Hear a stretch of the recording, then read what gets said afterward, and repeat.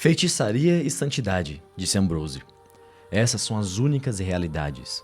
Cada uma é um êxtase, um refúgio da vida comum. Cotgrave ouviu, interessado. Ele havia sido trazido por um amigo para esta casa cheia de mofo, localizada num subúrbio ao norte e por meio de um antigo jardim, para o quarto onde Ambrose, o recluso, cochilava e sonhava com seus livros. Sim, ele continuou, a magia é justificada por seus adeptos. Há muitos, creio eu, que comem apenas crostas secas e não bebem nada além de água, e ainda assim eles sentem uma alegria infinitamente mais intensa do que aquela que os epicuristas práticos podem experimentar. Você está falando dos santos?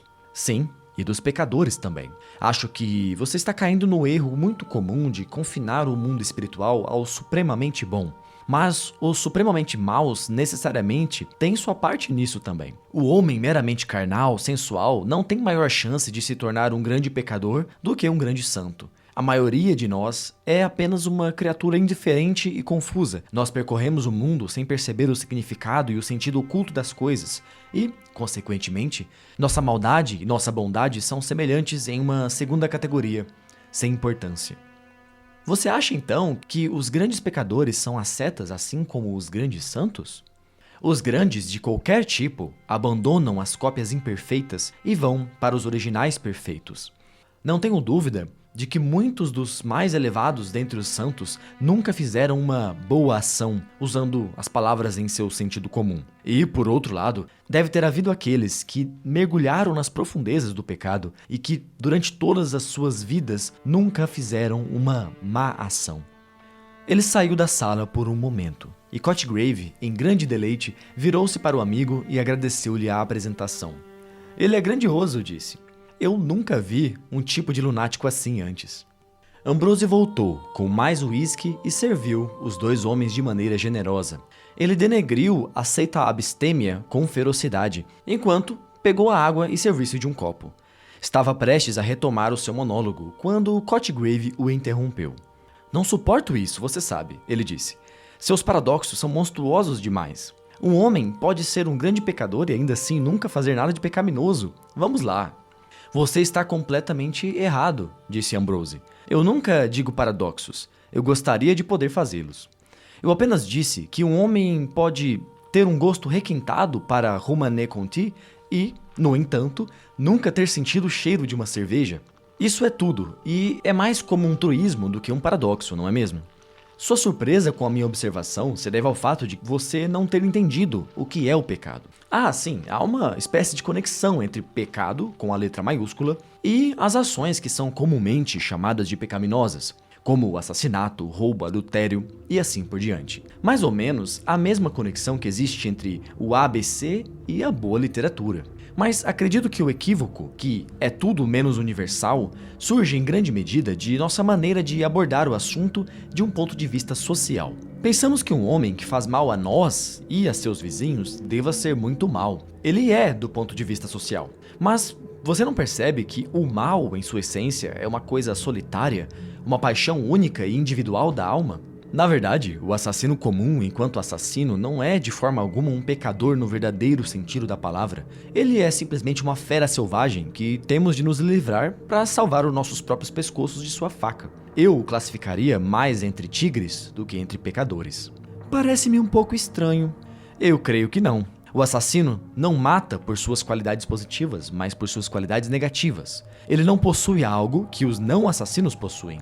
O mal, é claro, é totalmente positivo, só que está do lado errado. Você pode acreditar em mim que o pecado em seu sentido próprio é muito raro. É provável que tenha havido muito menos pecadores do que santos. Sim, e o seu ponto de vista é muito apropriado para fins práticos e sociais. Estamos naturalmente inclinados a pensar que uma pessoa que é muito desagradável para nós deve ser uma grande pecadora. É muito desagradável ter a carteira roubada e, por isso, nós declaramos que o ladrão é um grande pecador. Na verdade, ele é apenas um homem não desenvolvido. Ele não pode ser um santo, é claro, mas ele pode ser, e muitas vezes é, uma criatura infinitamente melhor do que milhares que nunca quebraram um único mandamento.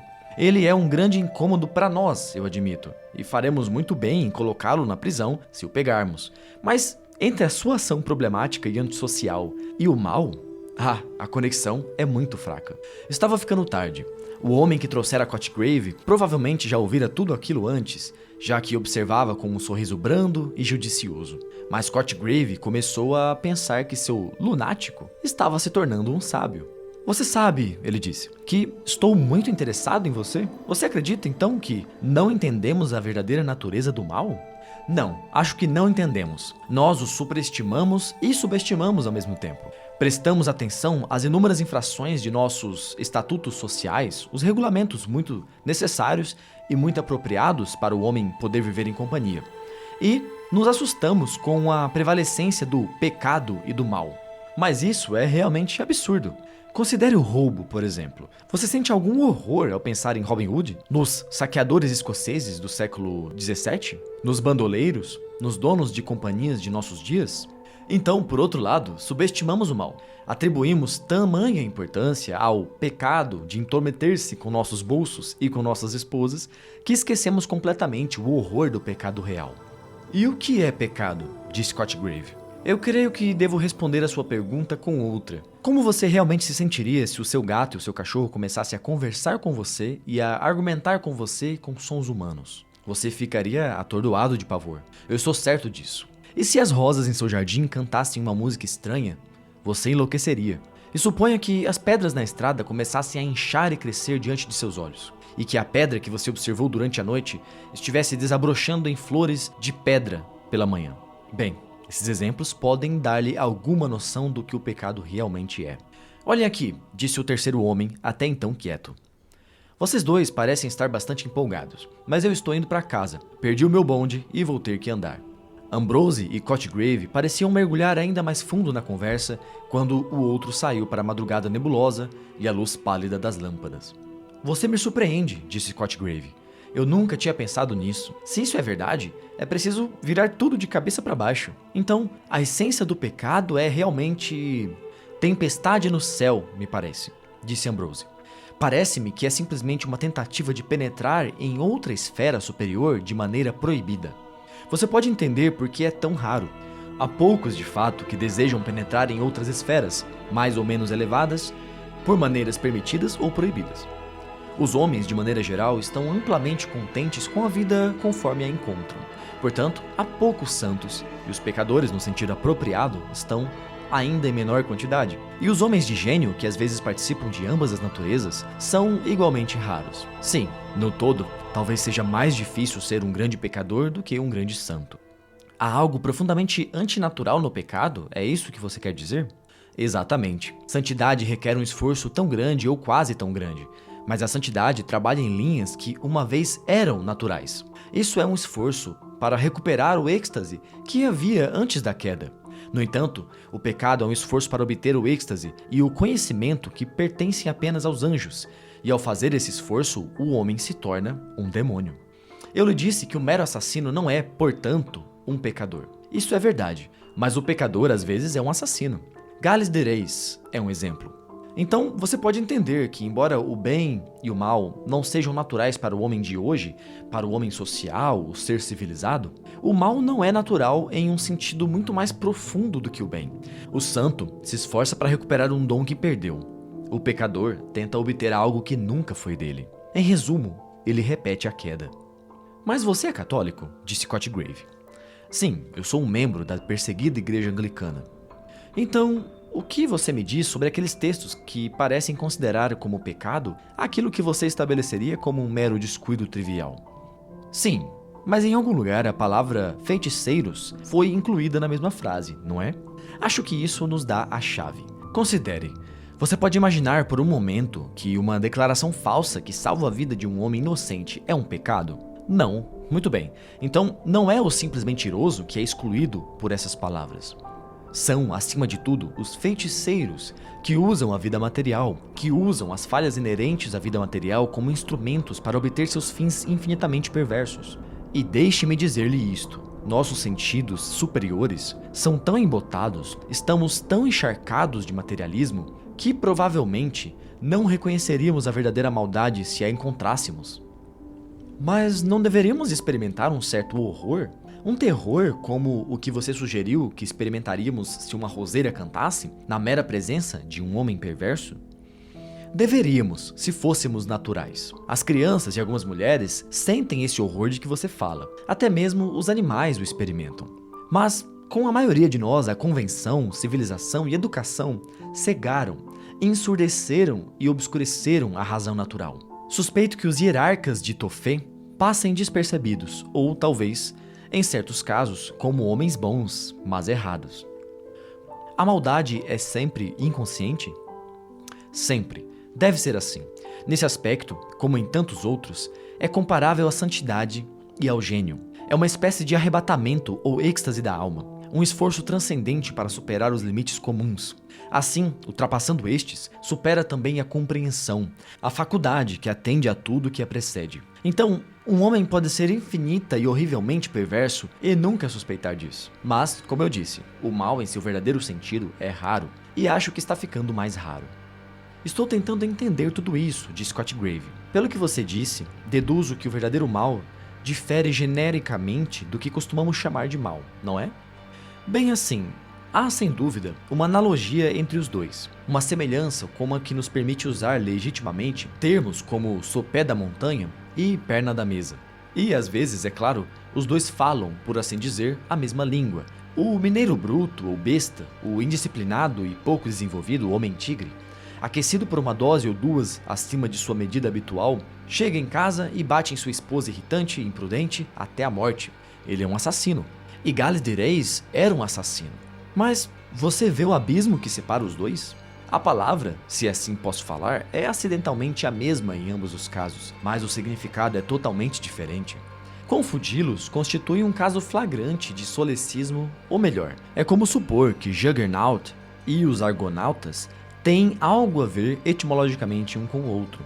E, sem dúvida, a mesma semelhança fraca ou analogia corre entre todos os pecados sociais e os verdadeiros pecados espirituais. E, em alguns casos, talvez os menores sirvam como lição para levar alguém para a maior, da sombra para a realidade. Se você é realmente um teólogo, verá a importância de tudo isso. Lamento dizer, observou Cotgrave, que dediquei muito pouco de meu tempo à teologia. De fato, muitas vezes me perguntei em que bases os teólogos reivindicaram o título de ciência das ciências para seu estudo favorito, já que os livros teológicos que examinei sempre me pareceram preocupados com religiosidades frágeis e óbvias, ou com os reis de Israel e Judá. Eu não quero saber nada sobre esses reis. Ambrose sorriu. Devemos tentar evitar discussões teológicas, disse ele. Eu percebo que você seria um adversário implacável. Mas talvez as nomeações dos reis tenham tanto a ver com a teologia quanto os pregos no sapato do mineiro assassino com o mal. Então, voltando ao nosso assunto principal, você acha que o pecado é uma coisa esotérica e oculta? Sim, é o milagre infernal, da mesma forma que a santidade é o celestial.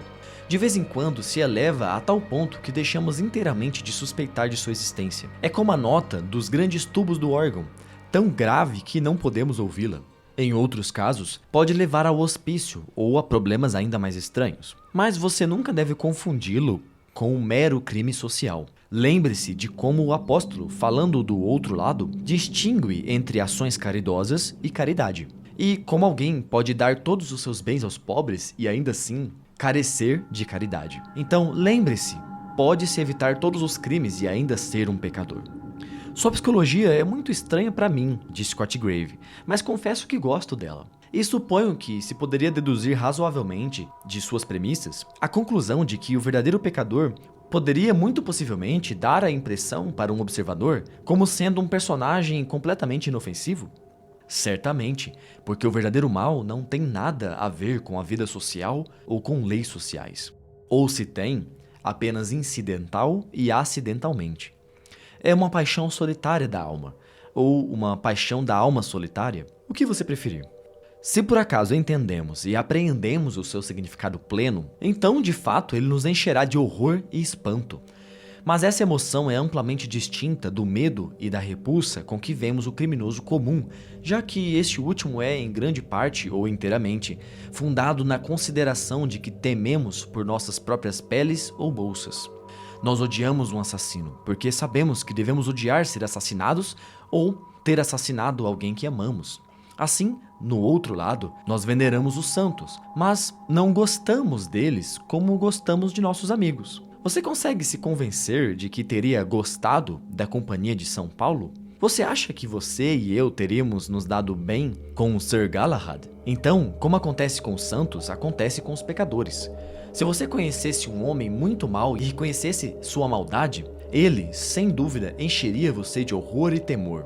Mas não haveria razão para que você não gostasse dele. Pelo contrário, é bem possível que, se você conseguisse se livrar da noção do pecado de sua mente, encontraria no pecador um companheiro maravilhoso e, em pouco tempo, ele poderia raciocinar para si mesmo o significado de seu horror. Ainda assim, seria assustador se as rosas e os lírios de repente cantassem no próximo amanhecer e se os móveis começassem a se mover em procissão, como no conto de Maupassant. Fico feliz que você tenha voltado a essa comparação novamente, disse Cotgrave, porque queria perguntar-lhe o que corresponde à humanidade esses feitos imaginários de coisas inanimadas. Em uma palavra, o que é pecado? Você me deu, eu sei, uma definição abstrata, mas eu gostaria de um exemplo concreto. Eu lhe disse que era muito raro, disse Ambrose, que parecia disposto a evitar dar uma resposta direta.